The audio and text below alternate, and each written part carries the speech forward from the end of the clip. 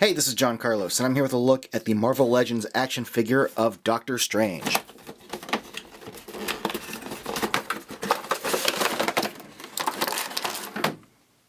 This is a pretty solid action figure. Like, before I get into talking about the articulation or the sculpt, just looking at it right here, standing here on the tabletop, it's an impressive looking, well done figure. Now, there's some pretty strong work going on in here. First one I want to mention is the likeness of Benedict Cumberbatch.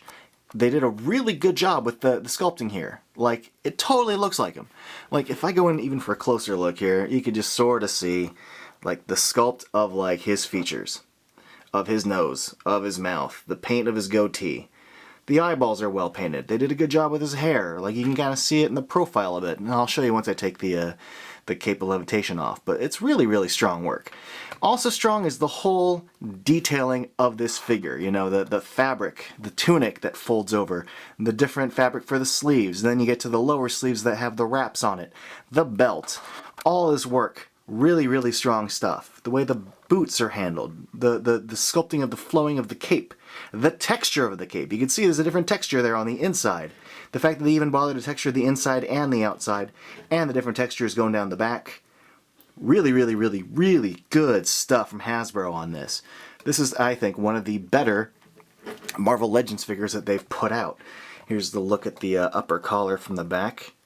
You can just see the highlighting of his gray hair in the back here. We're going to take the cape off because the cape is removable. Even just the sculpting of his hair back there, the short hair versus the long hair. Really strong stuff. And the paint on the sides looks good.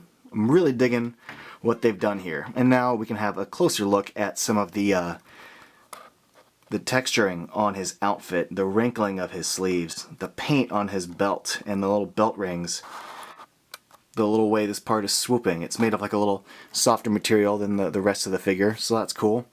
And you can see what's going on here in the back with all the little belts draping around. And the strong paint that's going on there too.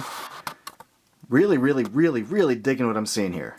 Articulation on this includes the ball hinge shoulders and the bicep cut at the bicep, the double elbow joints. We have a ball waist joint. We got the ball hinge legs with mid-thigh cut. Mid-thigh is a little tight, but it does work. Double knee joints and a boot cut. So that's awesome. So you have two cuts, top of the thigh and the calf there on the boot. And then we get the hinged and swiveling little ankle joints.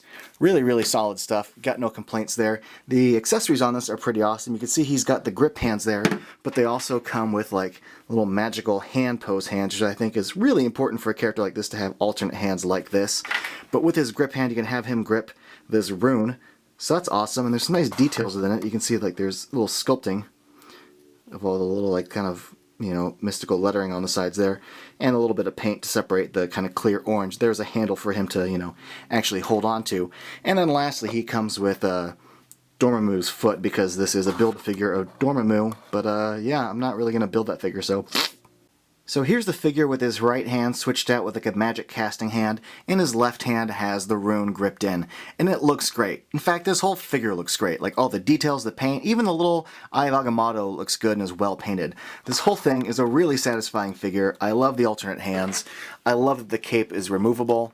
And man, having that alternate hands really does help. It allows you to you know, put him in some really kind of cool poses, since this can move in any direction. You can move his head and you get that effect, you know. It's really well done. Strong articulation, great sculpt, great paint. I just love it. So love it. Thanks for watching, everybody. Follow me on Instagram and Facebook and all that stuff.